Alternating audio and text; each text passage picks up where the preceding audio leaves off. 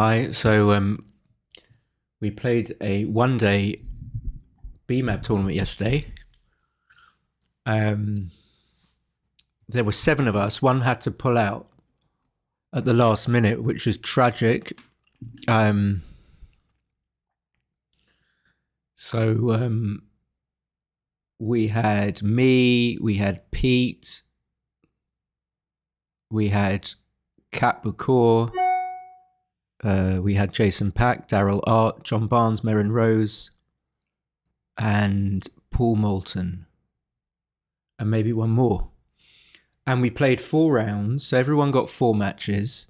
And I transcribed the matches this morning, and I thought if it's of any value to other people, that's a bonus. But what's good is, for me anyway, and I'll just be honest about this, is for me to just go through. I was going to go through these anyway. I thought I might just do it on stream. And I've only transcribed them, and I haven't really looked at the moves, but I'll try and go into detail into what I was thinking at the board. So this was my first match against Daryl. So I'm playing the black checkers at the bottom. And I should say, I always struggle to sleep before I play in tournaments. It's my biggest bugbear. And I slept I had about a 4 out of 10. Not the worst. I've had worse. And I'm not sure to what extent it affected my play, because I managed to have a little rest at Jason's house before I played. So I sat out the first match, and then I just played the next few. So I managed to have a rest before this. And I felt okay. So let's go into the match. 7 pointers.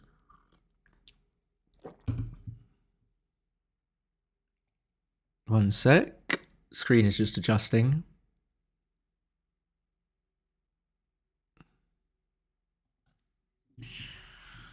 So Daryl starts off with a 4-1.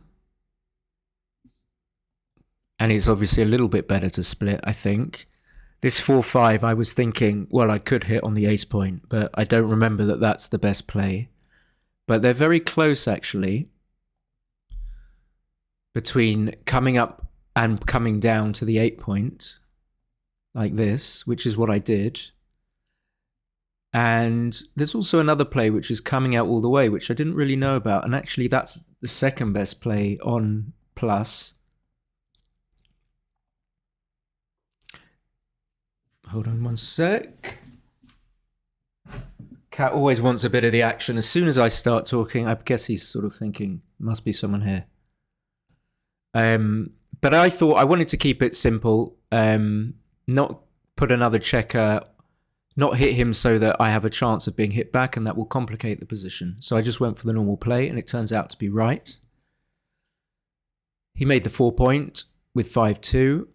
And then I had double 3, which is a no-brainer. And I'm sort of thinking, well, maybe I'll be cubing, maybe not soon enough. But it's a position I like. Then with this 5-2, I wasn't sure that he should come up to the 2 point to offer himself up for the chopping block. I think it makes my 4s and 2s really good. Although my 4s are duplicated, admittedly, I just noticed. But it also makes my 9s really good. So I was feeling that he should play 23-16. And looking at the panel, it is slightly better to play 23-16. But it's funny, it's not a big mistake. But he took some time over that play. Like I said, I suppose my duplication of 4s is a big factor. And then, when I finished this match, I thought I played well. There weren't any big decisions that I had recriminations over. You tend to remember like the difficult decisions, and I didn't really remember this. And I thought about doing this anchoring, and I think I sort of wanted to do it, but then I completely dismissed it because I thought, well, I can come out and and hit, and I get to cross over 2 checkers, which is a good thing. Maybe not the most important factor. I've got a better board. If I get hit back, I'm okay. So I just thought, oh, this is the right move. I had no idea that I was jumping into a 0.173 blunder. And I don't really know why, which is the more worrying thing, why it's so bad.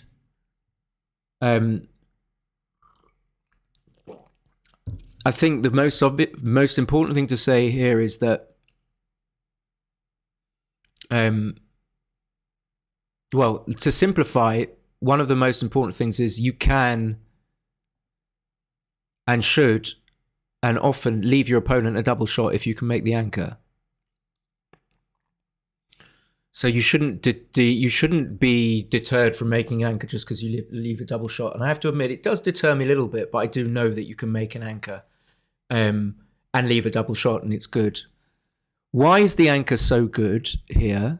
Or why is it so bad to hit?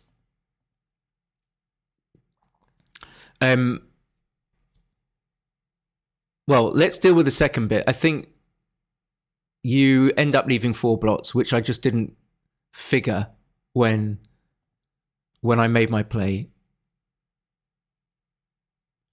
And in tandem with that, you're actually winning. So you can just solidify your win. And if you get hit, the win is still kind of solidified. If you don't, then you're doing much better than you were after taking the risk of hitting on the 4 point. So the other thing to say about this anchoring play maybe, although I haven't quite worked this one through, is that he's got these checkers, these 4 lovely spares he wants to use. So you cancel out those spares. But it's not clear to me now what variations will... Well, let's say you hit here like this. Well, no, he won't be able to use those spares. But there might be scenarios where by not making the anchor, you're allowing him to use them.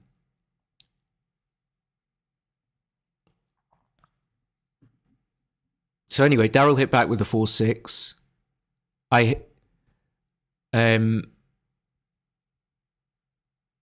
He actually, I just saw that. I saw this at the time and I didn't really understand why it was showing red. He should actually come out from the 18. Would I have ever considered that play? Let me have a look. Yes, possibly, because when he comes out into a double shot. But I remember thinking nothing of it at the time. But anyway, there I am playing the match, and my PR's already about 12 or 17. So I hit back, easy play. He fans. I'm already thinking, I don't want to cube too early, but I don't want to miss a cube. Calm down. Let's try and actually work out the decision instead of second guessing myself. And I figured, well, I've got 2 men back. He's got 2 men back. He's still got the 4 point. He's got decent structure. And I think that was as far as my thought process got. I didn't even look at any market losers. I suppose I can roll double 6. And other things. But it actually turns out that it would have been a really decent cube. Or as I've noticed David Wells sometimes is in commentary, a fine cube. It would have been a fine cube. I like that. But I was just trying to weigh up what was more likely to be a mistake, and I thought that doubling would be a mistake. So I didn't double. He fanned again with 5-3. Sorry, I didn't double. I rolled 5-3 and covered both the 10 and the 8. That's a very obvious play, which I didn't think about at all. And then he didn't come in. And then I was worried again about this being too good. But I didn't think too hard about it and figured it probably isn't too good. And it's nowhere near too good. And it's almost takeable. So I think if he'd have taken, I would have thought he'd made a big, big mistake. He'd have passed taken a huge pass, and I would have been wrong. I don't know whether that would have affected my play. It probably would have made me more confident, because what your opponent does matters. So I went 1-0 up. My opponent started off with 6-2, very normal, double one, make 2 points, and then he fanned. And then I sort of remembered that this is not quite a double. But then I thought, what if I'm wrong? What if it is actually like a reasonably sized double, and I don't want to make that mistake? And then I figured, well, it's more likely to be a reasonably sized double than a small mistake. And then I thought about the score, and I think it's true to say that the lead is the biggest factor, so that at 0-0 to 7, this would be a bigger cube than it is now, even though you're at an even score, and that if you win 4 points here, you get to 2 away, or if you win a backgammon, you get to win the match. So I still think that you'd be better off cubing at 0-0. But then I got convinced by the fact that I was 6 away just to double. And then, of course, once I've doubled, I don't have to make any other no double errors. So I rolled a nice number that simplifies the position. That's always what I'm kind of looking for, to put a position on the board that makes sense to me. He made the anchor with 3-2. So now I'm just looking to escape my checkers. I was a bit confused about this 1-6. So I'm just looking. I haven't seen the analysis, the actual equities now. I was thinking about playing 23-16, but then I realized that I would be coming out into a double shot, and it wouldn't be too dangerous to just park up on the 22 point and just sort of call it quits and bring a checker down to the 7 point, which might be useful. So after that kind of, those were sort of my exact thought. Those were pretty much my exact thoughts, and that's what I did. But it turns out, on a higher analysis, it is a little better to come out all the way. It's always good to come out all the way, because that's what you want to do. So the priority for us should always be to come out, and then to consider why we might not want to do that as a secondary factor. I'd love to see people in the chat. I don't know if anyone is here, or if I can see anyone.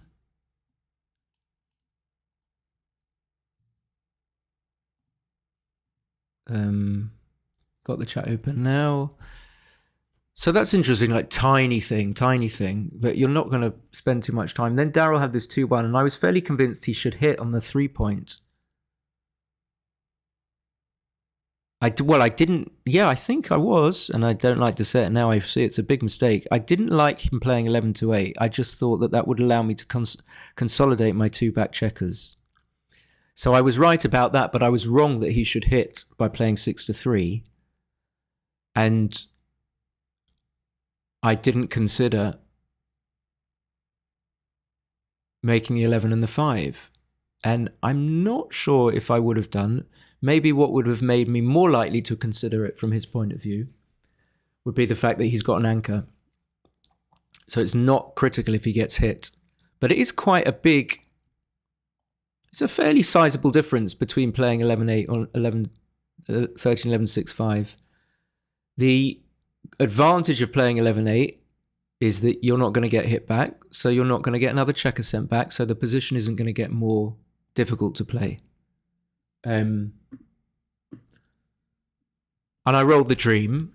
Like, I'm always thinking, okay, yeah, of course I'm going to make the 18, but I'm sort of have this little bit of sadness to make the 18, because it's difficult to get off the 18. So you've made such good progress, but you're aware that you're going to have to do something else in order to bring the game home. But lo and behold, you'll see, well, he rolled 3-1, which I think is a next, and then I just rolled double 4. So this is like easy BMAB.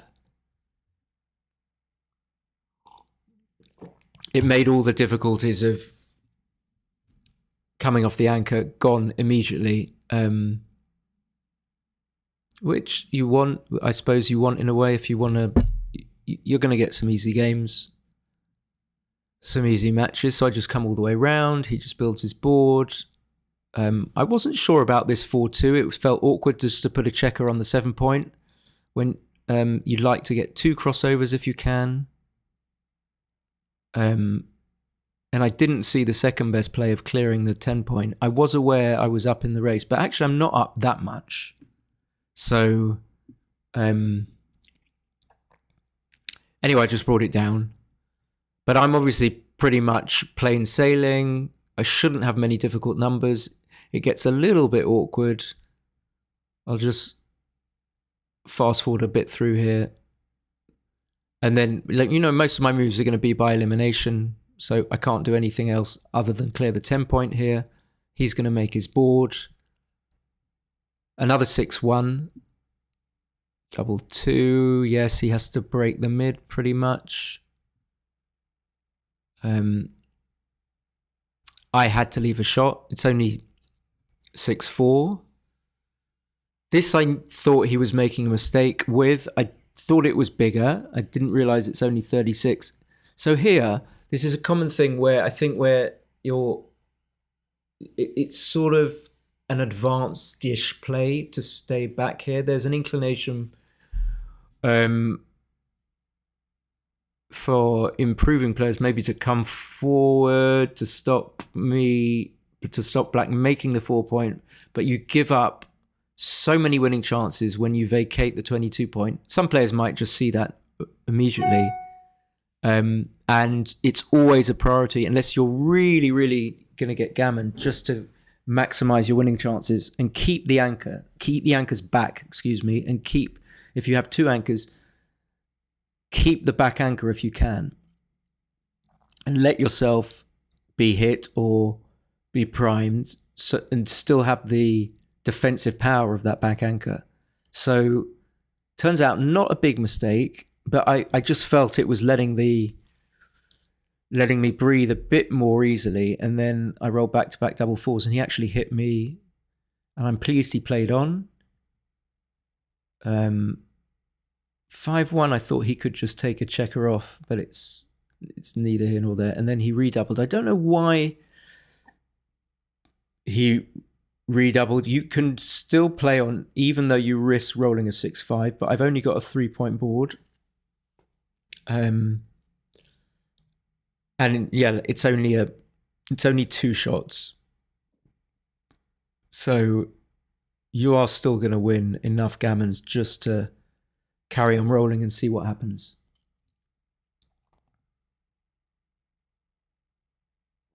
So he leads 2-1.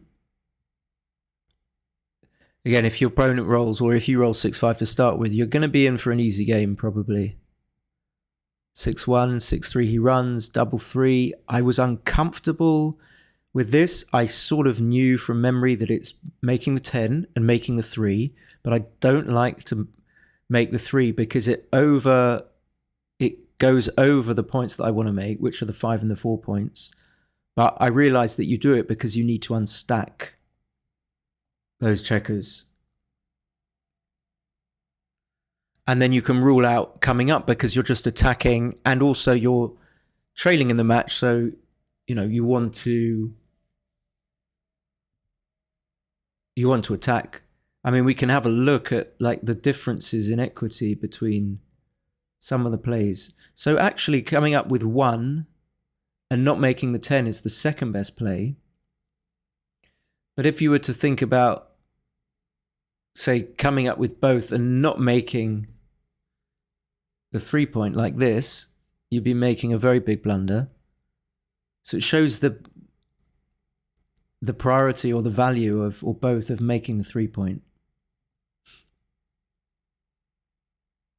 And of course the 10 point is gonna act upon the 5 and the 4 point. So that's another reason why you're happy to make the 3 point, even though it overshoots the 5 and the 4. Anyway, it's strange. I was a little bit like, oh, I don't know, but I just made the play very quickly to stop myself doing anything else that was nonsense. Then he rolled the 5-6, and then I'm always thinking, well, can this ever be a cube? Probably not, because I've got 2 men back. But of course, if I roll a 2, it can be a market loser. And you know, I wasn't expecting it to be to have been such an underdog, actually, with being 9 pips up. But I just gave it a thought. So now with this 4-1, when I miss, I feel I have to split the back checker to the 20 points. Am I right about that? Yes. And why do you have to split the back checker? Maybe it's obvious, because you want to sort of indirectly challenge the checker here on the 14.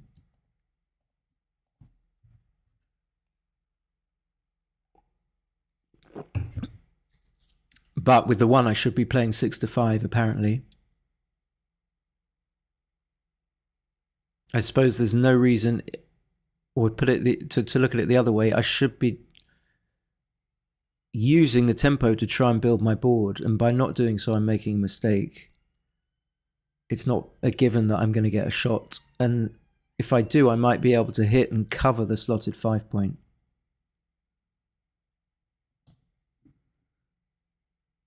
But I think I felt much more comfortable playing 10-9, and that wasn't really any logic, it was just pattern recognition.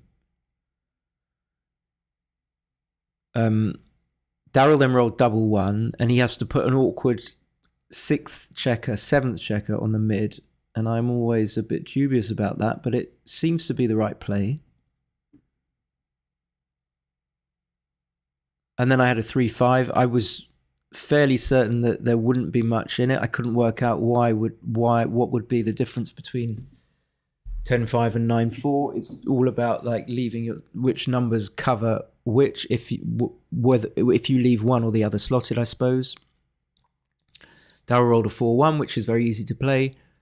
I was already aware that I wanted to make the anchor, so when I rolled a 3-1, I was a little bit sad, not concerned. I knew he wasn't going to be cubing. I didn't know whether to play 7-4-6-5, but here I could get an indirect shot, so I've just played 9-5, and it seems to be the right thing to do. He can't leave a shot. Now I immediately make the anchor, which is a no-brainer, and slot. He rolls double 1s. I just carry on making the board with 5-4. I don't think he can leave a shot, but actually he should leave a shot. When I looked at the analysis, I thought he hadn't made a mistake. I didn't see the red, but he needs to unstack. He needs to unstack the overloaded midpoint. But I think when he played it, I was convinced he seemed quite confident about, even though it looked ugly. Then 5-3, I think, is just, there's only one play, making the 2 point, and then you can't leave a shot, so you just play 8-5. And then he rolled walked away from the board, and when I got back, I saw double 1, and I thought, hold on, didn't he roll double 1 before? But he did actually roll double 1. And then the thought crossed my mind, could this be one of those cubes? And the thing is, they occur so infrequently, and also I had no confidence that it could be, that I didn't give it much thought. I think maybe I did think about the numbers that were going to leave a shot for him next go, and figured that there wouldn't really be any. But maybe I didn't look at that, because looking at it now, 5-1 leaves a shot. 6-1 leaves a shot as well. And then he's not assured of covering or safetying the blots if he does roll those numbers. So actually I was fairly comfortable not cubing, but it was a mistake. I just couldn't do it. He rolled double 4. Oh, sorry. So then I actually had a roll. Actually, it's a much bigger cube on ++. I then rolled 4-3, and it's not such a difficult number because you can split to the 19 and not leave direct shots. And I saw that pretty quickly. The computer actually wants to play XG, which is with the icon, wants to play 2 out, but decides against it on. So it doesn't really understand these positions where it's crunched, and it has to use XG plus to correct it. But anyway, I made what is the top play on plus. I was fairly relieved it wasn't a trickier play where you had to decide whether to come out into the outfield. I felt I couldn't really be bothered to think. Which is obviously not good, but I was a bit tired, and I wasn't in. I have to be quite fresh to be faced with, to think through difficult decisions. So when I saw the 4-4, I was sort of relieved. Hi, Reese. 6-4 also leaves a shot. Let's go back. 6-4's nasty. There's probably more. So even something like 4-1, he has to play 5-1, 5-4. Someone's coming through on the...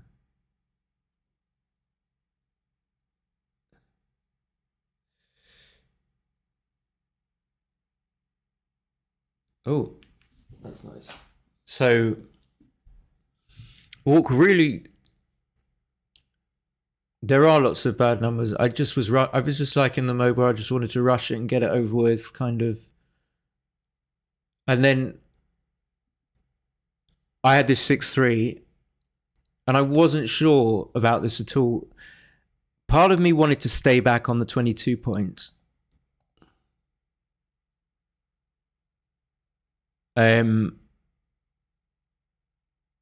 For coverage, but then I realized that I could just get pointed on and lose my advantage and the race is close. So even though I was fiddling about with the checkers, I pretty much knew I was going to make the 19 point. I think if I had been able to make the 16 point, I would have done, but it's blocked. But I didn't see that I could have run all the way from the back.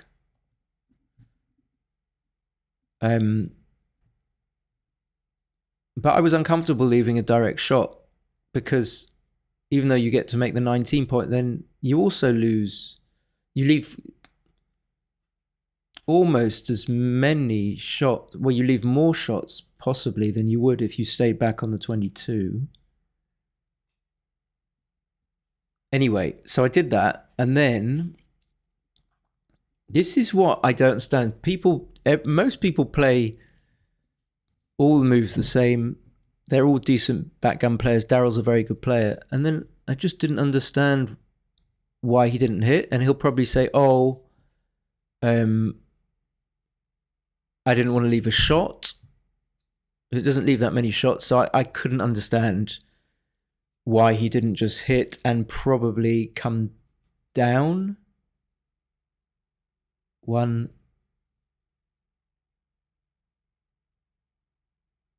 Oh, wow. Hold on.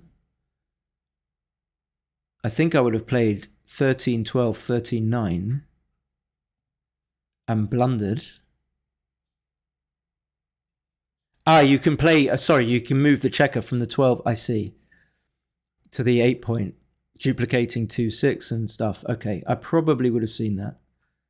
Yeah, because you're leaving a direct shot anyway. That's fine, but I don't understand why he didn't hit. 4-1 also, are we going to be doing some funny plays like coming out? He's got a blotting board. Again, I didn't want to think too much about it and make a tricky play. I just thought I'm going to sit on the 19 point and stay there. I think anything else just so happens is not even in the list. If I go to show all moves, it doesn't actually see, the computer doesn't actually see any of the moves that come off the 19 points. Does that mean it hasn't considered them? I think it does. So if I add, let's say 19, 15, what would be the best way? I don't know, 7, 6. How bad? So there, it wasn't in the. It comes out as a 0.1 blunder. Is that going to be the worst play? Yeah, it's worse than all of those. Okay, so it somehow doesn't see the ones that are the worst plays. But I think sometimes it will miss plays that are not the worst plays in the list. He rolled double 4. So I didn't get, again, to emphasize, I've got no more cube decisions, which is nice. No difficulties. And then 6-5, I felt I should run with both. Actually, that's also a big mistake.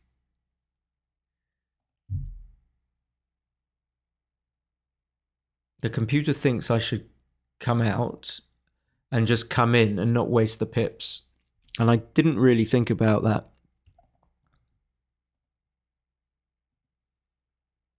I was just thinking about coming out with both or not coming out with both.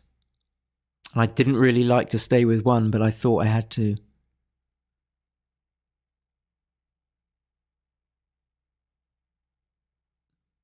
Computer actually likes 19-8, which I didn't consider either. But he's got a blotting board, so I suppose you can stay with relative impunity. And then he rolled double 6. And I don't quite understand why this isn't a play on with 3 checkers. I don't know how I can regain the market. But it is a small double. And then the fun began. Another 6-2. I hit. I remember this play. He should come in on the 24 and play 13-10. And he did, which is good. Because anything else is a bit too loose. I knew that I had to hit the checker on the bar. The 4 was probably going to be 14-10. Then I thought he should probably just play bar 23-6-5 standard. And he should have done. But it's close. Just unstack. I mean, you know, you're losing the race. You might get a 4th checker back. It's quite a simplistic analysis, I know, but that's pretty much all you need to know as to whether or not what to do with these entering from the bars. You know, you have 5-1, 4-1, 3-1. It's all the same kind of thing. So it's a little bit of a mistake to play bar 22. 4-1, I saw that I could just make the 9 point. So I am happy now to leave a double shot, but seemingly not at the beginning with the 6-4. 4-2 he has to hit over making the 4 point, because otherwise I can just make the bar and stuff. And then a series of hit, hit, hit. He rolls a nice 5-1. So all of these plays are pretty easy. And then this 1-3, I kind of got wedded to hitting him loose on the 3 point because I didn't want him to make the 5, and I didn't think about it any further. I knew that there was another play, and it was quite ugly, but I didn't want to make it, which is this one. I just didn't want to let him have his full roll and make the 5 point. And I was sort of quietly confident that I'd made the right play. And I was wrong. And then he stopped, and I was thinking, why are you stopping? There's nothing to stop for. And I didn't think he was going to double. And he did actually double. So, and a really easy decision. Meaning I'm never going to make a take blunder unless, well, no, not unless anything, because the match is too short. I suppose he thought he looked at my 3 checkers on the 1 point. I'm not sure. But he rolled his 3rd best number, I think, after double 5 and double 3. I had an easy 2-6, just making the 4 prime, and it got this easy 1-5. When he made the bar, I was thinking, oh, there are going to be some difficult checker plays. I haven't actually looked at these yet. This wasn't one of them. 4-2, just coming off the overloaded 24 point. Then he had this 5-4. Yeah, I agreed with his play. It is the right play on 4-ply.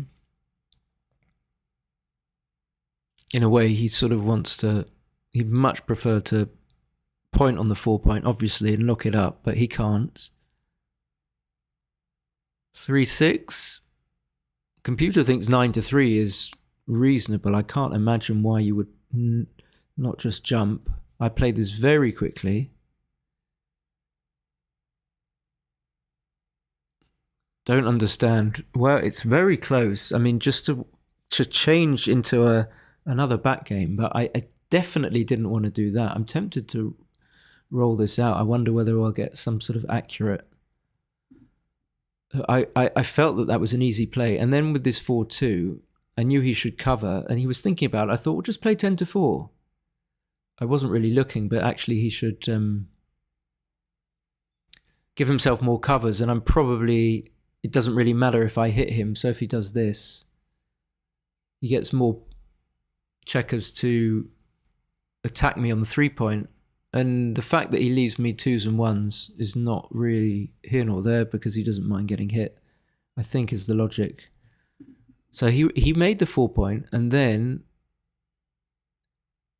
I rolled this 3-2, and I looked at it for ages. And I think my instinct was to make to make the play that I did. I had a little bit of an instinct for making the 5, but then I thought, well, okay, if it's unlikely to work, and if it doesn't, then I've just lost all my advantage. So looking at the analysis, which I haven't, there's really only making the 22. What about making the 22 and hitting loose? So eventually, and I didn't realize at the time because being tired is definitely the type of position I'm not going to be seeing very clearly. What I didn't see is that you're going to be wanting to get off the 24-point, which makes this 6-3 that I've got it rolling out. Where is it? Really inexplicable that it thinks it's reasonable not to come out. Okay, it's sort of, I guess it's getting much clearer now. Okay, so I'll stop the rollout. Fine.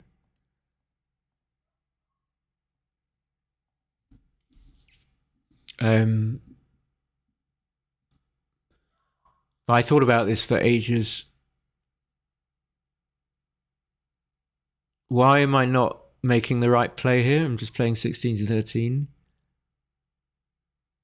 I thought that my timing would be better if I hit. Maybe I thought that if I hit, he could roll like 2-6 or 1-6, and then he'd be worse off than if I hadn't hit.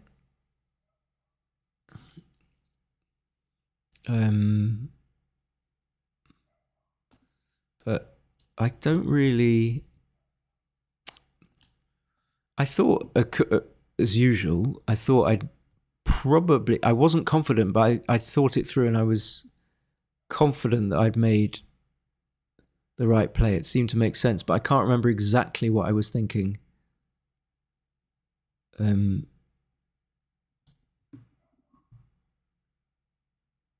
Yeah. Of course, if I had like a spare checker on the 8, I would love to hit the checker from the 5-point. So the idea is to start trying to prime his white checkers, and I suppose that playing 6-3 doesn't progress that objective at all. So there's not really much point doing it. Here I thought he should hit him just slot, but that's completely wrong. And he's right not to hit. I suppose I still get more timing if he hits. So therefore, there's no real point. If I'm going to hit and he's not going to hit me back, there's definitely no point in me hitting with the 3.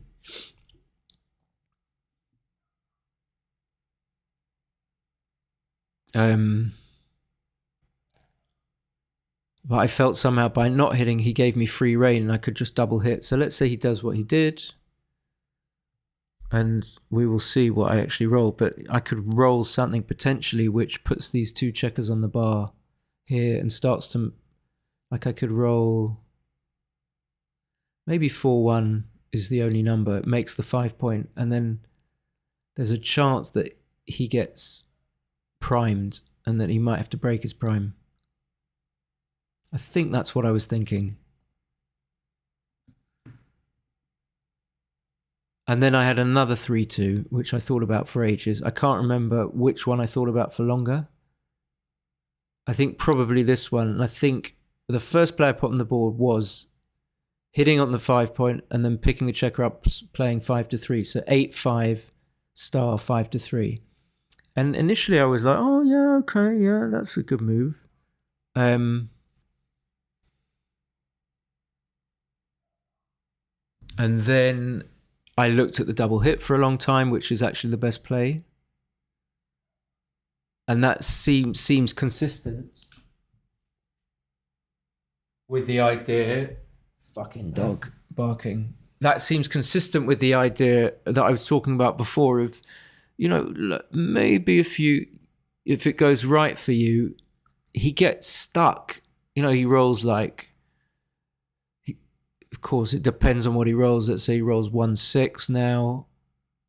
You can get to cover. He might not have any checkers that he can use that stop him from having to break his prime down the line. So I considered it, but I then thought that I didn't have quite enough chance of making him break. So I then went back to, oh shit, I'm going to have to break the 24 point. Should I have broken it before?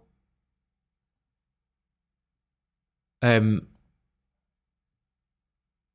I forgot that I didn't have, in fact, I didn't have another 2, so I couldn't have done. I don't know why I was thinking that. So I forgot that I hadn't had the opportunity to come up from the 24, and then I was thinking, oh shit, I've got to come up from the 24. And so I did, and I played 24, 22, 16, 13, and it's a small mistake.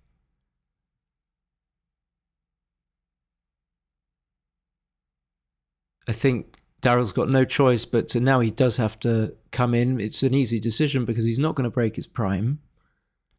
And I think I started thinking about cubing here. Like, I'm worried that if I get to, even in one roll, he can start to break his prime. And that I'm thinking, oh God, I don't want to have lost my market. And I started to have to try and think very, very stodgily about what might look like a market losing position. But I've got 5 men back, so I thought, okay, no, it can't be. I rolled 2-6, which is a great number. What's wrong with his 3-1?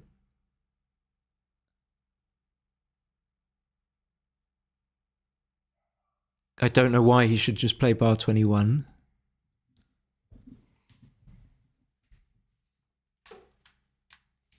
I don't get this. I suppose you're in a bit of trouble if you make his play anyway, because you have to get stuck back on the 22. But I thought that it was much more of a priority to get a second checker up to the 20 points, which is what he did. I suppose I sort of see it now.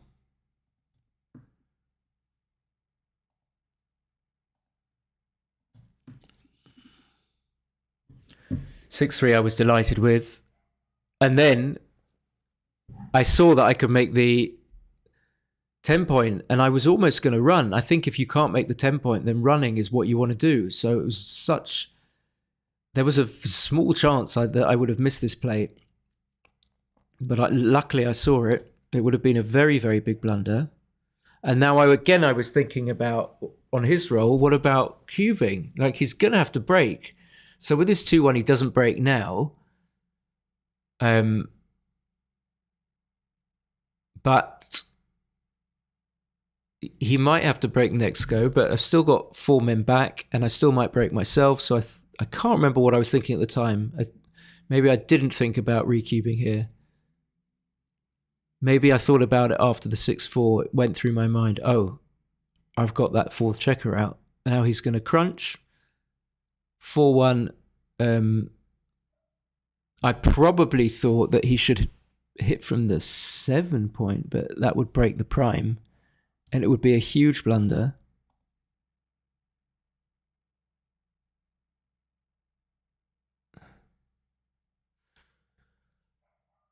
But what playing up to the 20 point hitting loose makes sense. Just trying to keep the prime. I think I zoned out a little bit during his play. I was just trying to think about when and whether it might be a recube. So when he put 2 checkers on the bar, I thought, well, it's probably not going to be.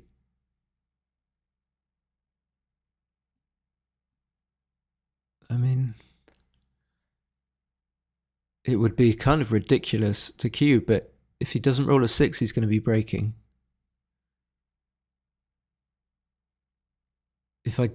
When I came in with 2 checkers, I'm a small favorite, but even on this, it is actually very, very close to a redouble.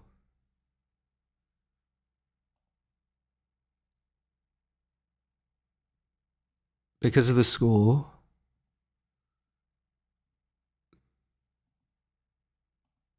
And because he's going to break. So anyway, I came in, he fanned, and then it's weird because even though I'd come in with 1 on the 24, so I've come in and primed myself.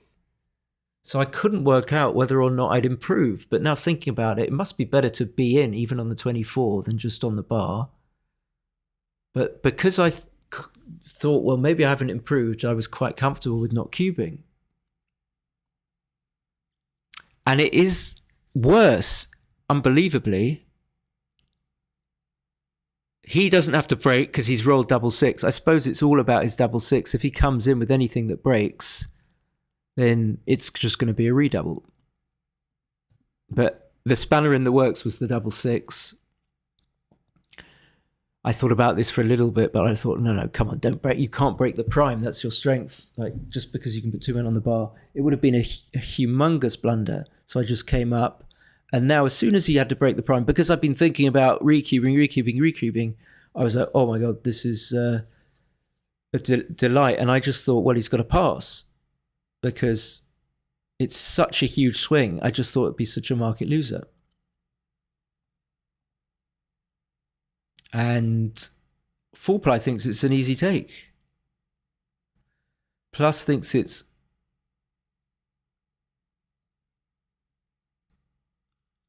a slightly smaller take. And it gets smaller on Plus. I mean, of course, I always believe it's looking at the race too much. Daryl turned to me after the game and said, what did you think about the cube? And I didn't really say anything. And then he asked me again and I said, yeah, I thought it was a pass. And I didn't really want to say because I thought it was a big pass. We will see. I might have to analyze if I really want to know on a higher analysis level. So then I rolled the 5. And what I had in mind here, double 5, I left the shot and I shouldn't have done.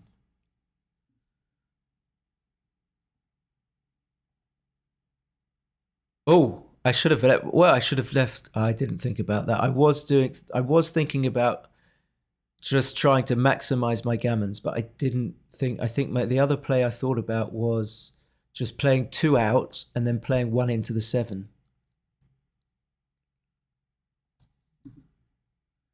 And then I thought I shouldn't have left a shot because I didn't think I needed to. No, I didn't. Just play 2 out and then play 1 into the 6. But that would have actually been a big mistake. 22-17 twice, 16-6 is not even here.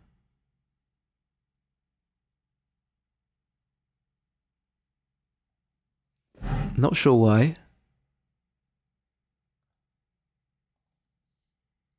But there is a problem with it, which is that if he comes out, you don't have a sentinel to hit him back and send him back.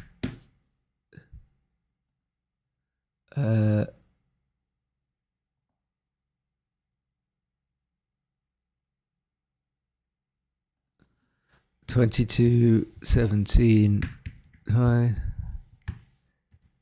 What doesn't like about this move? It's legal. No, it's actually a big blunder.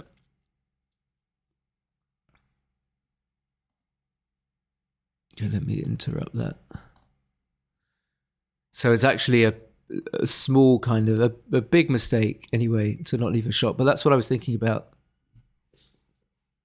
Um,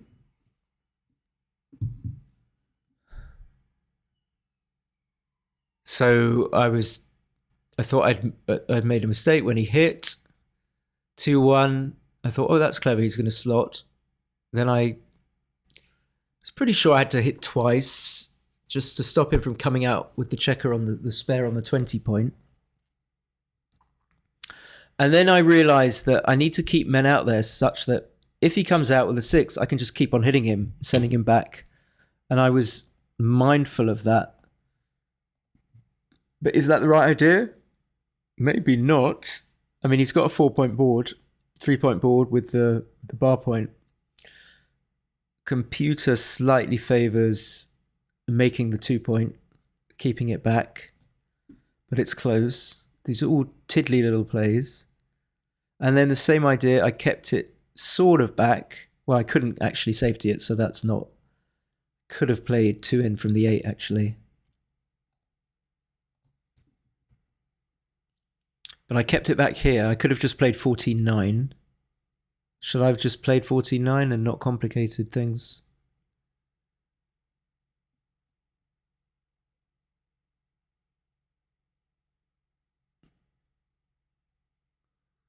No, 14-9 would have been a mistake, so 6-1 was right. And same thing again. Could have just played 14-8. I'm going to assume that it's not right. And then I just brought it in. And I didn't even need to bring it in here. I could have just left it out. He had 2 blots in board. And I made a silly error down the line when he had 3 blots in board. Just keep the guy back and maybe try and get hit. 6-3. And then I had this bear in. Didn't know what to do, but I cleared the 7-point because I thought it didn't even need shots. And then I was just transcribing. I couldn't work out why I'd made a mistake. And I didn't see that he had 3 blots when I was playing. And so I missed that I could just clear the 9-point. Which I'm pretty sure I would have done because it's a lot better than just waiting till he makes his board. Don't waste those spares. Where are we? Which spares? Are we talking about the... Are we talking about the this 4-3? I never know who this guy is. Ari? I think he's Brazilian or something. Anyway, mate. Let him roll 4-4. Yeah, so I missed that. Then I had another da-da-da. Then I rolled double 2. And I think that was that. I gammoned him, which is not good for the PR. I mean, I look, force move, and that was it. So that was the first match, which I thought I played well. Second match was against Merrin Rose. In fact, I'm going to just take a little break and come back to this one. So don't go away. Do not go away.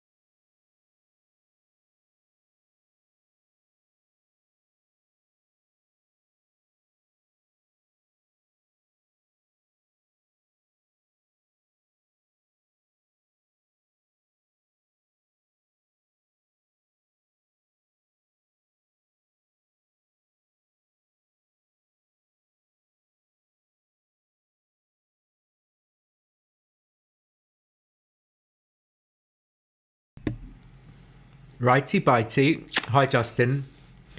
Good morning. So we're going through my second match now. In second of 4 matches, 4 7-pointers.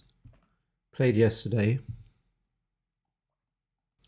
So this was against Merrin, and interestingly, Merrin didn't make a mistake for about 3 games. She was playing 0. I think exactly 0 on 4-ply. Well, actually not, because she made a mistake here. But very close.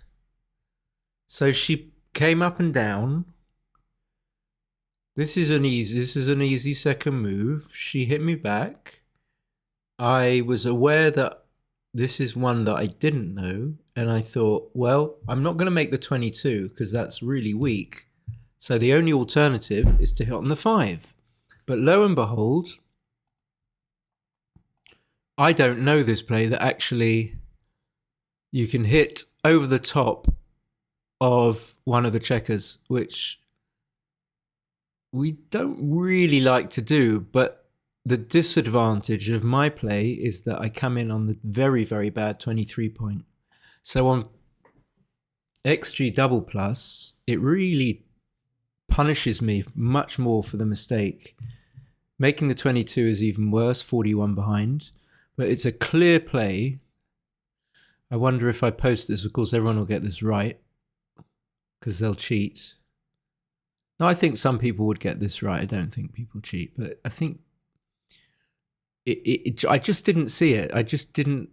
And of course, I'm stripping the 8 point when I make my play. So my play, like third move I make is a pretty sizable mistake. She rolled double 2 from the bar, great. And then I had this double 2. My instinct is just make the 5. And then I thought, hold on.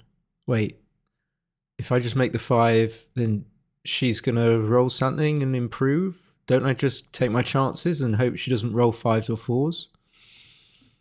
And it turns out that it's pretty much even on XG plus. Is it XGR plus? I never quite know what it's called. XG roller plus. Eventually, because of the structure, because I like structure, I just went for the 5 point. But I was really not sure, and not just because of the structure, because I felt that hitting on the 16 could be a big mistake. Because another thing, I leave those 2 checkers on the 23, which was a consequence of my stupid 3-2 play in the first place. But again, I just don't want to play too slowly, so I'm not thinking too much about all of these things. But that was what swayed me in the end. She rolled another double 2. I rolled a 4-2, which is an easy play, just coming up and coming down. And then I thought, what? She's doubling? This can't be a cube. But it is. Sometimes when you're on the wrong side, it gets a bit worse on XG Roller Plus. It gets a bit worse. But I mean, after talking about how bad it is for me to have the 23, I mean, why wouldn't she double? So she rolled 6-1. Initially, she didn't see it. Of course, she did. And then she hit on the outside. 4-1 is an easy play. And I'm already mindful of timing and which and when I'm going to leave which anchors. And it's going to be potentially blunderous. But, I mean, it shouldn't be. It shouldn't, as long as I think a little bit about each play, I shouldn't make a mistake. Even here, just making sure that I can't leave the anchor. Of course not. So I just play 13-7-8-4. It's fine to play 13-3. She's going to make the 10. And here I could come out from the 23. And it looks actually okay. Luckily, I didn't do it then. I suppose there's not really much need quite yet. Computer doesn't even see it. 200 blunder. I think I have an inclination to just play quite purely, and I'm a little bit worried about my front structure. But having said that, I've got to be honest. I've still got time if I do this. I wasn't going to bury a checker with 8-2, so I just ended up playing 13-7. Where are we? I'm confusing things a little bit here.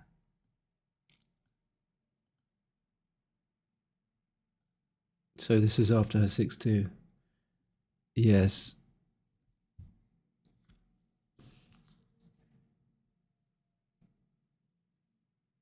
Six five. I thought, what's she doing? Again, I thought, why is she playing to the 1 point? She's made another mistake. Surely she's got to slot the 3 point. I mean, I'm looking at it from the wrong way around, but no. It's right. I didn't even see she had to break the mid. But it's right to slot the ace. I'm not sure why without turning the board around. I suppose because she can just about not have to slot it to play flexibly. I'm actually surprised about that though. So sorry, this is the start. So 6-4. I could still play it, stay back on the 13. I see that now, but I didn't. So this is the extent to which we can just kind of play deep if we want to. Like 8-2-7-3 is a really deep play, like sticking 3 checkers on points that, well, as far as the 2 point goes, Reese couldn't find 5-1. By the way, Arebatale is a very, very highly rated casual player. I can't say who he is, but it's a high stakes player. So I do know who he is. So yeah, the extent to which you're going to put where's 6-1? No, 6-1 is just it's not the pattern play. It really isn't. I mean, I just don't understand actually. So you can go deep with these checkers. You certainly don't have to break anchors. So going back to what it looks like from the start of the move, let me click on initial. This I thought she made a mistake with. I mean, she just dumped it down on the 7 point. I felt that if you're going to play 13-8, you should definitely play 7-6 to get a crossover. And the computer agrees. But Merrim was playing like flawlessly. I mean, she was playing exceptionally well. So 5-2, I end up unstacking and putting checkers on points I want to make. That's perfectly sensible. 2-1, again, I didn't love the play, but the computer likes it. I thought maybe just get a checker on the 6 point, but no. Don't leave shots. I've got a 4 point, I've got the 3 point board and the bar. I'll come back to that. This one, I almost left the anchor, but thought, I don't need to leave the anchor. So I'm kind of dipping into this idea that, you know, you can go deep in your board. You don't have to break your anchor until you need to. And then I'm kind of retracting back from it and thinking, oh, no, you've got to get your checkers into such a configuration that you're never going to risk crunching your board. And you'll see later where I changed my mind about the concept. I wasn't sure what to do with the 1 here, but it doesn't really matter. It doesn't really matter. Where are we looking at? 13-7, 13-10? No, we didn't.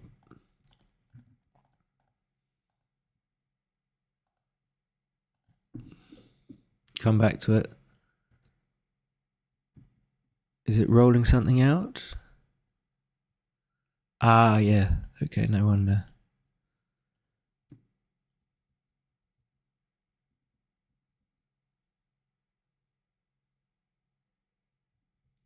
All right, it will come up if it's a mistake. So I made that. She made the 3 point. She made the 3 point. There you go. And then these are the things like, okay, I'm definitely not breaking the 23. I know that. You want to keep the 23 point. That would be bad. It's not going to be on the list. No anchor plays are on the list. No anchor breaking plays are on the list. And you can keep your board, even though you have to leave a checker on the 3-point, you have to slide to the 2-point. It's still keeping the board, so I was fairly happy to do that. She plays 8-7-6-1, no other play. And then I was just about to play 2013, and I thought, hold on. I had a 5-4 the other day where I actually broke the 6-point. I don't need to break the 20-point. And so I didn't really give it much more thought, and I broke the 6-point. And I was kind of happy with myself. And I'm still not seeing this. I don't know what either of you guys would do, whether or not you would break the... I guess no one would break the 6, but it seemed like a better play looking at it more deeply, but it's not. She cleared the 8. Oh no, she didn't clear the 8, she cleared the 10. Okay, they're close. Then I kept the back anchor. Coming off the front anchor... coming off the back anchor. I kept the front anchor. I kept the back anchor. Coming off the back anchor would have been a huge mistake. And then I hit. I wasn't sure about picking up. I was like, well, she's got a 3-point board, so I just want to make it. But I think the idea with these is unless you're threatening to make it imminently, then you don't want to take the risk of being hit back. And I'm still good if I pick up the checker from 6 to 5. I'm just going to have a look back at this here. It's getting closer, actually, on a rollout. 6-3, 6-2 is getting a lot closer.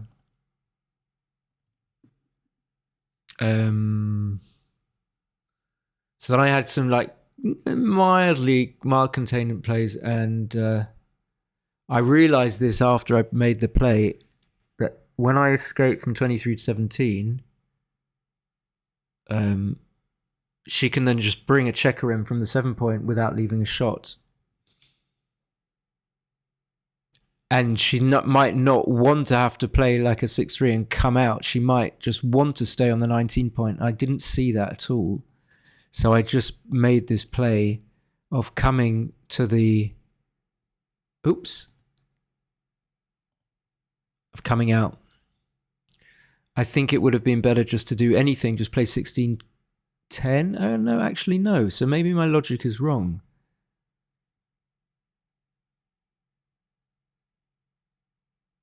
No, my logic is wrong. So it doesn't mind coming to the 19. So I see, of course, that the best play is just blocking 6s. Double 6.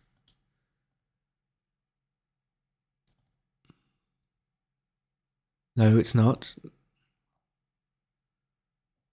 So let's see what's going on here. So there, if you come to the 19-point, yeah, you still stop. Of course, you stop the coming in from your opponent and playing the second checker from the 7-point. Of course, and you don't really want to stay back on the 2-point because you want to cover the outfield. And then with the 2, you're not going to play 16-14 because then you reduce your coverage. As soon as she did this, I was like, oh shit, I've made a big mistake. Then I rolled the 6-4, and Merrin thought about this for a while, and she asked me, oh shit, I hope I haven't. I said, it's a huge pass, and I was at least right about that. She started with 6-5, 6-3, 4-5 I hit, easy game, 6-5, nothing else. I felt she would hit back, and she did. 4-6, I just came out. So these are all no moves, and then it's just a race. I double with a 10-pip lead. It's not quite a double. It's not quite a double. I don't know why. 10 pips on 112. Well, 10 on 100 would be 10%. 10 on 112 is... I thought you only needed like 7% lead, even in a long race. But I'm 2-0 up. Okay, I forgot about that. Right. Okay, but not a big deal, obviously. All these players score. Yeah, of course.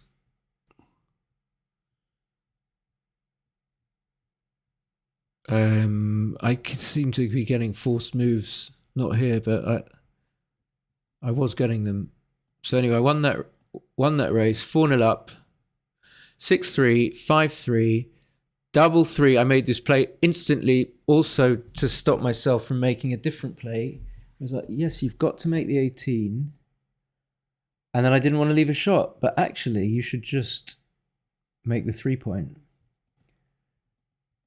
And I don't really understand this being 4-0 up. And really not wanting to leave a shot and being absolutely fine with this structure.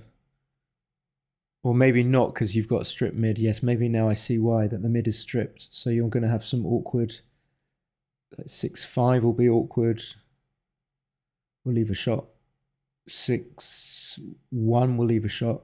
So maybe it's the swing on 6-1. Maybe if there was a safe 6-1, you'd make that score, make that play. 2-1. I think I looked at 10-8-6-5, but I wouldn't do that. I just played 6-3. That's the kind of standard minimum shots play. She rolled 6-5. She ran. I couldn't stop myself from making the 5-point. It's a bit lazy. I knew it couldn't be terrible, but I didn't really think through I didn't really think it through properly. I certainly didn't want to be hit with 6-2, double 4 or 5-3, and then I figured, well, it's still 5 shots, and then I convinced myself that 5 shots is still quite a lot, even though my play leaves 12. Covered. Awkward 5-1. She made a good play with double 2. I don't think it's that easy to do that. I think maybe people would be inclined to break the mid, but maybe I'm wrong.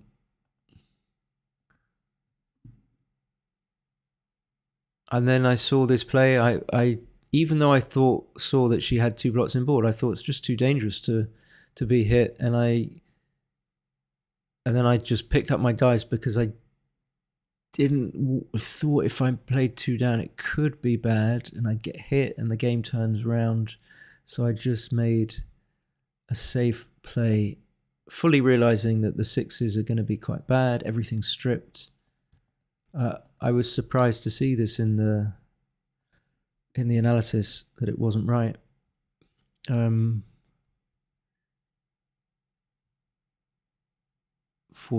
was a great roll. She came in with a 4-2-6. I still wanted to make my 4-point, but I didn't, of course. 6-5 was safe. Yeah, she didn't need to come out, actually. Yes, no, she did. She played 3-2, yeah. She played 3-2. I mean, which makes some sense, but you're never going to get that checker onto the 1-point if you do that, and that's going to be bad. I had a forced play. She hit back, and that made it much easier for me. I didn't have to think about cubing. And then she made her first very big mistake, which was cubing. And I'm not sure why Daryl also made a big... Oh, no, not Daryl. Was it Daryl? Yeah. I think he made a very big, too good checker error. Oh, so it comes down to 3.7. Okay, 2-1. So I'm 4-1 up, 5-3, standard, 2 down. I like my play of not coming out to the 18 and leaving 6s, but it's not quite right. Like seeing that I'm going to be stripping the mid, but I'll do it anyway because I don't want to come out to the 18 for no good reason.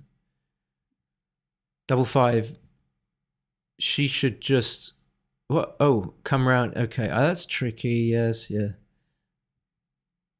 I suppose she doesn't need to make 2 points to get to a cubable position. It's just overkill.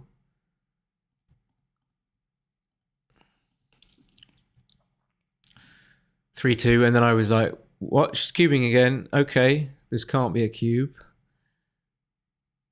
But it can't be that bad. And it is a cube. Sure, double six. It's pretty much forced. And then I was very uncomfortable. I wanted just to play 8-6, 8-3. And then I thought, oh, but she's got those two blocks out there. I can't let her have her full roll. That could be a big mistake to do that. So I ended up pointing. But I just didn't like pointing on 8-3, 6-4 seems just so normal. I guess I would have played that if I'd have, I don't know. Seems very normal. 2-6. 5-2, yes, I thought just play this, and then I changed my mind. I played 11-6, 8-6 to stay back with the checker on the 11 points.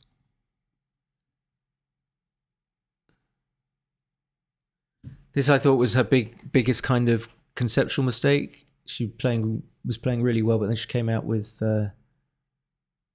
she didn't come out, with the 6-1. She didn't want to leave shots. But it's exactly what she wants to do, just get out of there.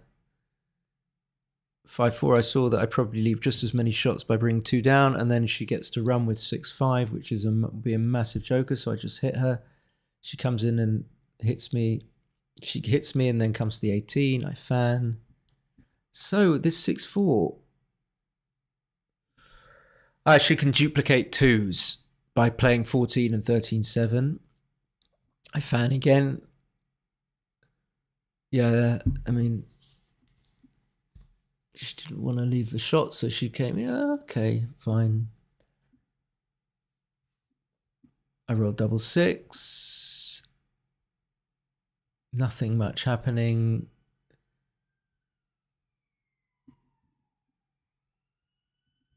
In fact, it's very close as to whether or not you leave the anchor there. I win more games by staying back. I ran all the way. She picked and passed. She cleared from the back, and I think I saved the gammon. Yeah. So the score was 4-3.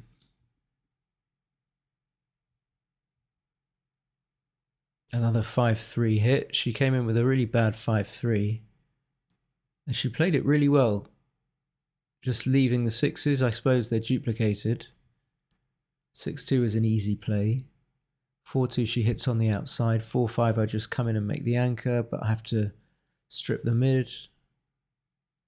5-3, I think she could just play, make the 21 and play 8-3 or something like that. Just make the 3 point, she's behind. 6-3 is an easy play. 2-1, again, just because she's behind, just slot the 5, do something dynamic. Yeah.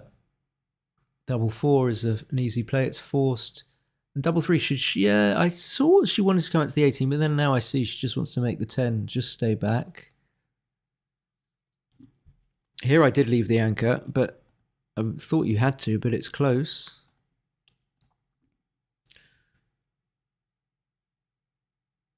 She just made the ace. I was tempted to make the 4 point, but I thought there's no reason to. She hit me. And then this is like my biggest kind of nonsense where I come out too much. So, yeah, you want to come out, but I think I see this now that if I stay back, there's very little. There's only a spare on the 6 point to hit me with a 2. And then if she rolls like a 4, she's going to have to break the 8 point. Not only am I coming out to the 27 shots, but I'm also giving 4-3 from the checker on the 14. So it's like 29. Almost everything hits. Double 4 doesn't hit. Yeah, the number that wouldn't hit, 4-3, hits. So I can't see anything. Can anyone see something that doesn't hit? But I just thought, oh yeah, that's the right play. I was confident, and I don't know. Would I have done that? No, probably not. But I wouldn't have thought it was a big blunder to come out. I would have been okay with someone playing that in a Chouette. And then 4-5 was a very good roll because I knew it was going to be an easy cube at this score, and it's difficult to. It's a tricky score, maybe.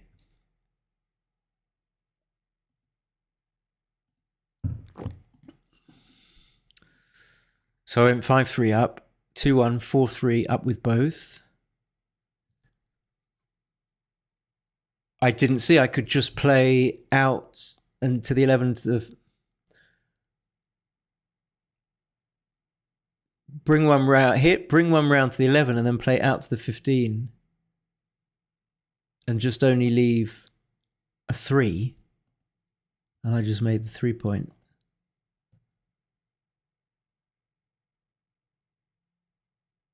Maybe I thought 3s are duplicated. Maybe that's what I convinced myself with.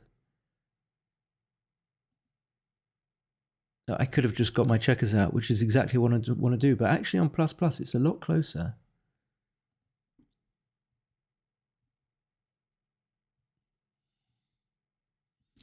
So 5-3 she hit. She didn't have to. It's close. 6-6 I fanned. She rolled a terrible number. She played it well. I had a 1-6. I was sort of convinced that you just don't need to come off the 18, but it's close to come up from the 18. It's a little bit better. 6-6 I thought she should have made the 1 point, but it's close. 4-3 was easy. 3-6 she fanned. 5-3 I'm going to put a second checker in the air. 6-2 was easy. It's getting some easy rolls, and then I figured, I thought she should hit here, but I wasn't sure. She just made the 9 confidently, and then I was happy to see the 6. Anything with a 6 or 5 makes the game a lot easier. 6-6 she just made 2 points, and she shouldn't have done. Oh, okay, I didn't consider it. She just come out for coverage on that checker that's loose on the 14. Maybe that won't get safe. And she doesn't want to put doesn't want to make the 3 and the 2 point and overshoot too much. 6-2 just safe. 5-1, she's going to keep her anchors. Oh, my 5-1. Yeah, 3-1, she should have slotted the 4 and played 6-5, and it's actually a big mistake. My 5-1, pretty easy. She should just make the 4 point here. Similar mistake, like checker usage. And then I made like an innocent big blunder. Like this is, it would have been like a, not that, 2.8. This is like the blunder. Well, the blunder is also the,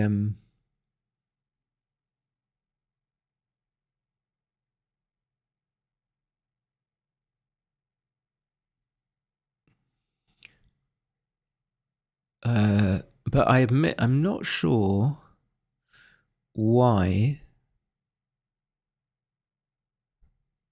other than you need to get a crossover, why it's such a big mistake.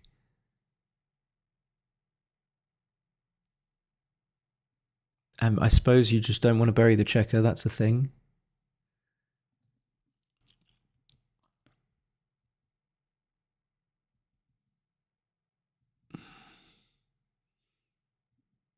Okay, 5-5 was great. I knew it probably wasn't a cube, but I took my time thinking about it. It's only 74%. I take points like 18.5. And then it was a double pass. Yeah, so that 4-2 was what it was, just really costly, but I still don't know the right play. I mean, I just kind of went with the exotic play, but it was a bit of a random, didn't know what I was doing.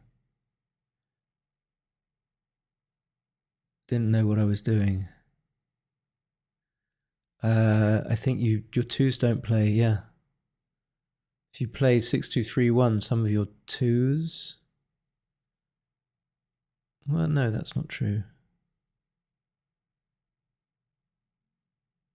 You don't get to make the 3-point, that's for sure. Anyway, I went 6-3 up. This is a small mistake. I shouldn't make the bar, just come up to the 22 like you do when your opponent rolls 3-1.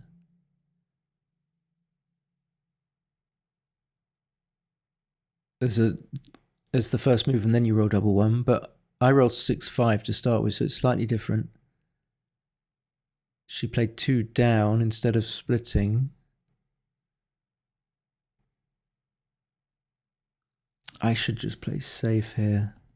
Now I was a bit kind of, I'm not really sure. I'd been unsure about the last few moves in the last game. Maybe that was impacting. And even though I had plenty of time, I think I just wanted to keep the checker on the 8-point as a builder. She still didn't split. I don't remember. I didn't really notice.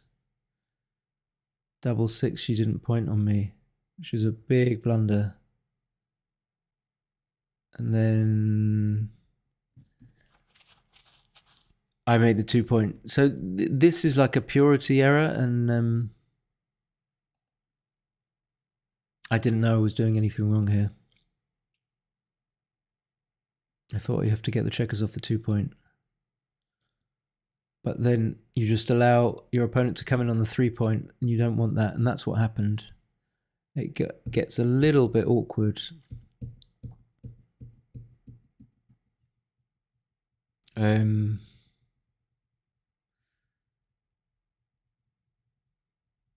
So that was it. Yeah, funnily enough, it gets a little bit better on ++, and there's one last match of the matches I've had analysed, not that.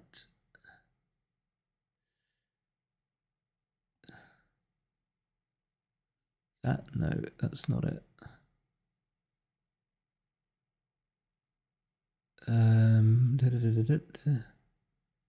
Is this it? Yeah. So my old mucker Barnsley.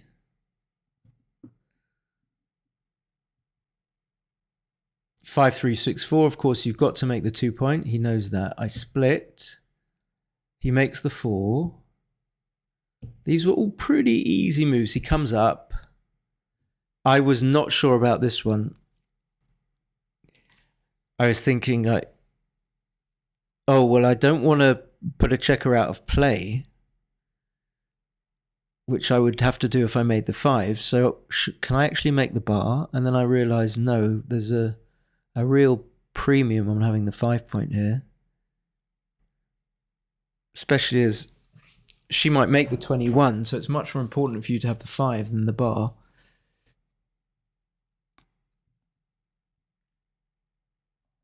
But I thought about it. And then I did bury the checker and make the 5-point, play 6-3.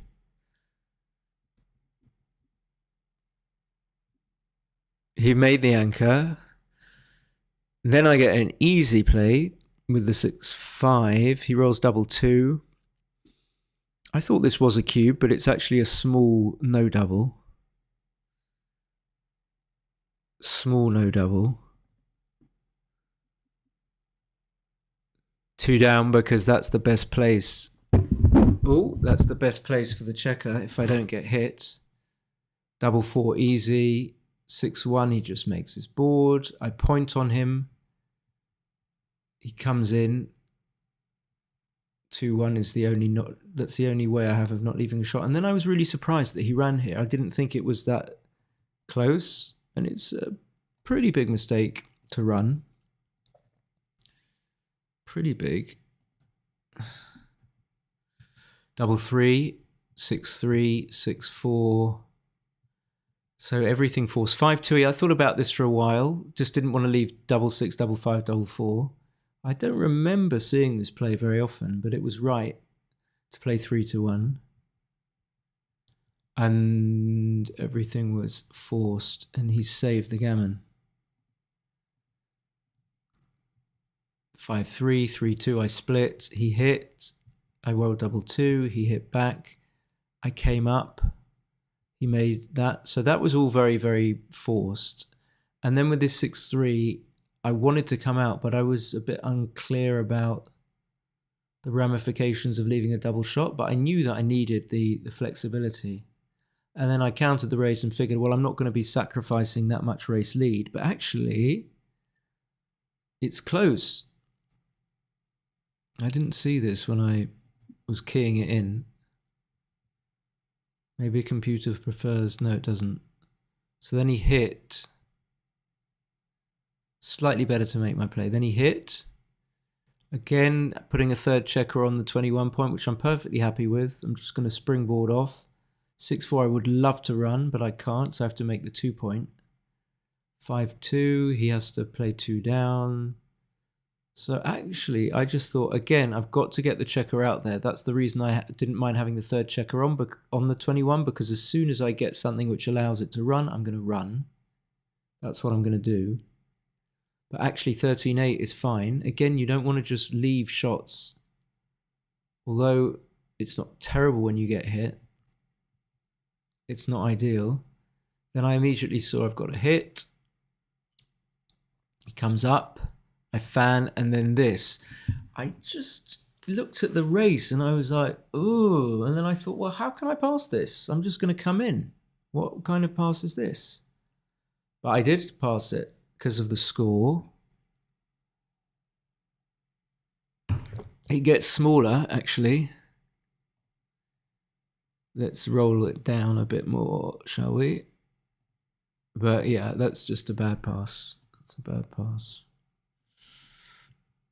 6-5, 6-2, 4-2. Everything forced. Sorry, I'm not considering John's moves. 3-3. Well, he's behind, so I suppose he just comes in, makes the 5 and makes the 3 point. And it's a big difference. Save. And then it's just an easy game. Like, just about when I'm going to double. So I double here. Only 13 pip lead, but I suppose he's primed, so that's a disadvantage to him. I was tempted to bring 2 down. It's not terrible. And then this 6-2, it felt right to leave a shot. And John remarked at the end that he wouldn't have done. I just thought, well, I don't want to do this.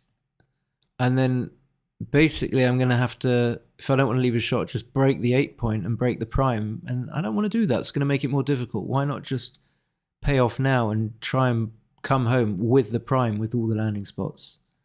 So that was my logic. And then he hit, and then I was like a fan. And then I was thinking, I couldn't work out why he didn't cube. I didn't know it was such a huge pass. So he was playing on, and he told me afterwards that he wasn't sure if it was a play on, but he knew he'd get loads of decisions. Which I think he probably made it all back, just about. So when did he have to cube out? Oh, he didn't. He got all these decisions. So it probably was worth it.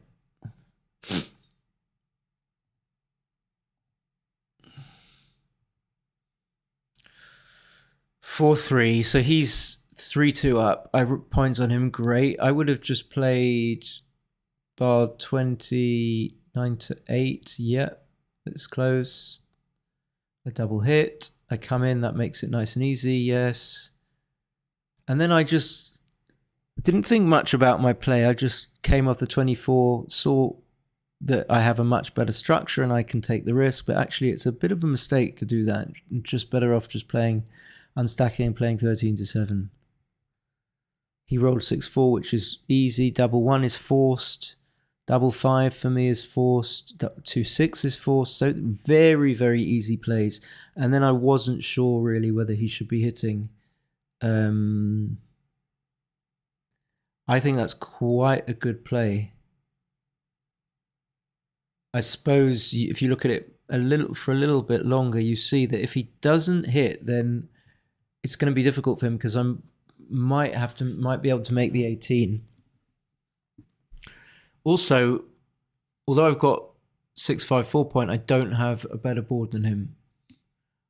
Also, he's 4 away, so maybe he can get to a position even where I've got the ankle where I can cube from, but at the time where he can cube from. But at the time, I was thinking that he shouldn't hit.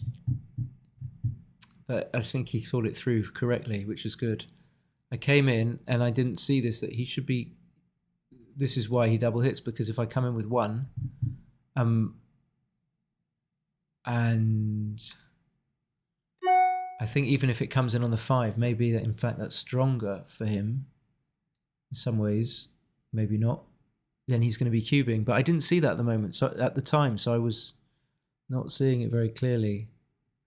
Then he had this 4-2. He thought about this for ages. I don't know why. He almost made the 7 point, but it's not terrible. I think he was worried about leaving shots. And then he doubled, and I was fairly comfortable that it was a pass.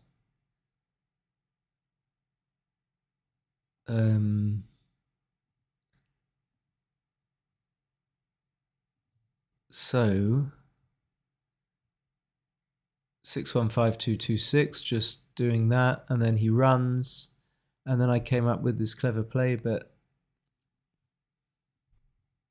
playing 6-5, but I'm not sure why it's wrong. Really, just dupes the 4s. Kind of got a better board. He makes the 5. Obvious play. He should play 9 and 5. He does. I get another 6-5, and now it's just going to be easy. Easy cube. Trailing 5 away, 3 away. 4 pips up. Threats. Very easy cute take decision. 5-2. I hit, and then I didn't want to leave the double 1, but it's better for the checker configuration to do so. Then similar kind of little mistake with the 5-1. I should bring the checker in from the 7 point. Same. So I did the same to repeat mistakes with the. Usually I would just play 7-6. I mean, I have a 6 anyway, so I don't need to leave a spare on the 7 point.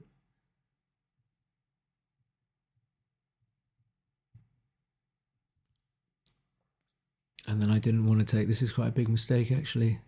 I didn't want to leave some weird sequence that's going to leave a shot, so I didn't take a checker off. And I was better off for it, and I thought I'd made a good play.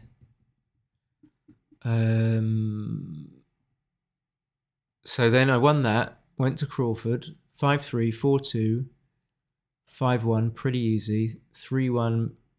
Making the 5 is slightly wrong, actually. 6-5, I was like, oh no, I shouldn't hit, should I? So I didn't, which is good. I actually made the play that I wanted to. Double 2, I knew it was going to be between these 3. The triumvirate, 16, 11, 9, and yeah. How do you decide?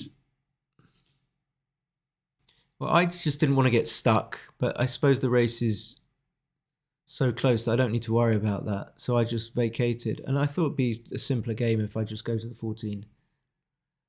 I suppose this is my biggest mistake of the game. I never consider breaking these 14, 15 or 16 point anchors because it's just so bad when you get hit there. But playing 8-2, so bad. I didn't see it at the time. And I kind of see it now. Now you make the 2 point. Are you happy about that? It's still leaving shots. Then he rolled double 2, and I was like, oh, does he have to make the 20 point? I suppose the race is close. And he got it right. Then I just play safe.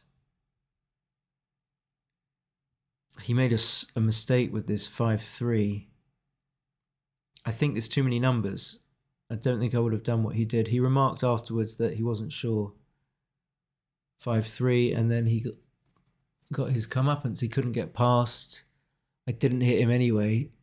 And then I just rolled home. But I rolled, I think, some because I roll big, force move, force move, force move. And that was it. Those are the 3 matches. So that's my BMAB, little WeeMab roundup. Still waiting for one that's going to be probably very bad. But it's just a bummer not sleeping. It makes a difference. Maybe not. Oh, and thank you for watching. Catch you next time. Bye. Bye.